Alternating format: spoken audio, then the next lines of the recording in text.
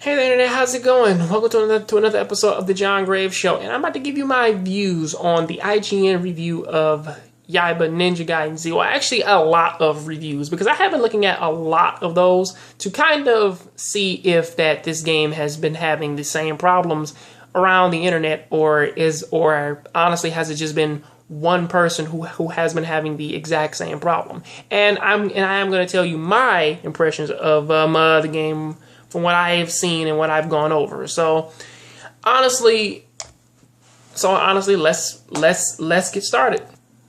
Starting off with the character of Yaiba and most of the other characters within the game, a lot of the reviewers have spoken out against that. They really don't like the character of Yaiba, and honestly, with the cheap humor of them honestly trying to make him a very unlikable character in order to make him funny. Now, honestly, a few of them, they dislike it, and a lot of them just borderline hate it. Now, as for me personally, I do kind of find his character at points, they do kind of capture that silly moment of honest humor.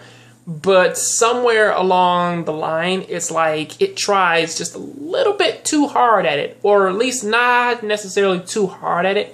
It's a fact of like they throw in too many swears, or it's too cartoony, because there are moments when most of the zombies are honestly super cartoony, and they do a lot of cartoony things, which aren't necessarily funny, but after a while, it's like, it's too cartoony for my taste.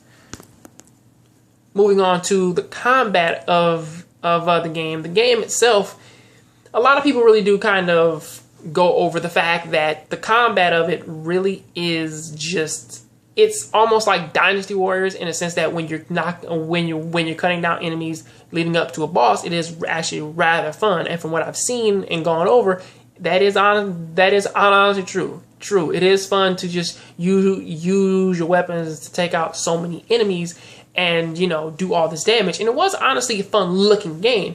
However, the problem arises when you have to fight a boss and a lot of the health is taking off, or at least they can kill you in 2 hits, and the game is difficult for all of the wrong reasons, in which like in Ninja Gaiden, it was an actual skill, and you can freely move the camera, and you had a very controlled environment.